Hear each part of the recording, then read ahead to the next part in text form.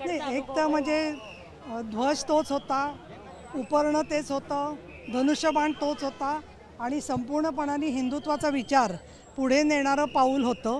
त्याच्यामुळे फार समाधान वाटलं. त्याचबरोबर सन्माननीय एकनाथ शिंदे, अरे गप्प बसा जरा, सन्माननीय एकनाथजी शिंदे मुख्यमंत्री यांनी जे भाषणामध्ये मुद्दे मांडले त्याच्यात मराठा आरक्षणाबद्दल त्यांनी निर्विवादपणाने सांगितलं. त्याचबरोबर 50 कोटी रुपये त्यांनी ताबडतोब शिवसेना उद्धवजी ठाकरे यांच्या पत्रानुसार देऊन टाकले.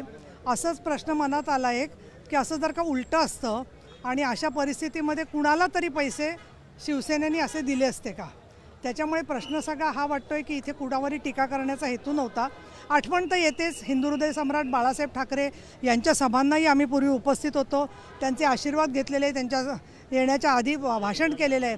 अशा वेळेला बाळासाहेब ठाकरे यांनी जे जे मुद्दे तेव्हा मांडले होते 370व्या कलमाबद्दल असतील, अयोध्येच्या राम मंदिराबद्दल असतील, त्यासोबत बाकीचे जे सगळे मुद्दे हिंदुत्वाच्या संदर्भातले होते त्याच्याबद्दल बोललेच. परंतु मुंबई कुठल्याही परिस्थितीत महाराष्ट्रापासून वेगळी केली जाणार नाही, करू देणार नाही, आम्ही जोपर्यंत जिवंत आहोत तोपर्यंत हे होणार नाही, अशा पद्धतीची निसंदिग्ध ग्वाही देखील एकनाथ शिंदे यांनी दिली. त्याचबरोबर नरेंद्र मोदी साहेब यांनी जे काम केलेलं आहे केंद्रामध्ये, मग ते महिला आरक्षणाचं काम असेल किंवा आर्थिक दर वाढवल्याचं काम असेल, G20पासून ते मुंबईच्या सफाईपर्यंत स्वतः एकनाथजी शिंदे काय काम करतायत त्यांनी मांडलंच. परंतु आलेल्या प्रत्येक माणसाशी त्यांनी एक संवाद निर्माण केला आणि हा संवाद जो होता तो कार्यकर्त्याचा मनामनाशी असणारा संवाद होता. हा त्या दोन सभांच्या मधला विशेषतः उद्धवजी ठाकरे यांनी नेतृत्व स्वीकारल्यापासूनच्या सभेनंतरचा हा होता.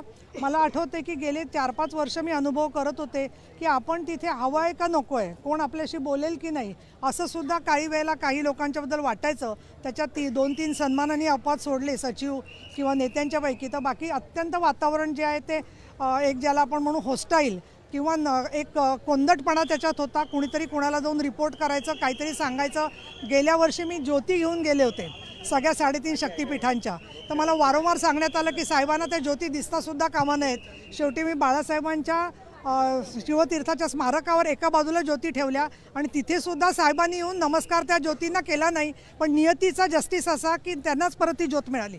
त्याच्यामुळे मला काय वाटतं, कार्यकर्त्यांची भावना सांभाळण्याचं काम एकनाथजी शिंदे यांनी केलं, ते ऐतिहासिक स्वरूपाचं काम आहे. आणि म्हणून हा मेळाव्यामध्ये प्रवेश हा शब्द वापरला तसं नाही आहे. आम्ही ज्या शिवसेनेत होतो त्याच शिवसेनेत आम्ही आतासुद्धा आहोत, एवढं मी नम्रपणाने परत एकदा आठवण करून देऊ इच्छिते.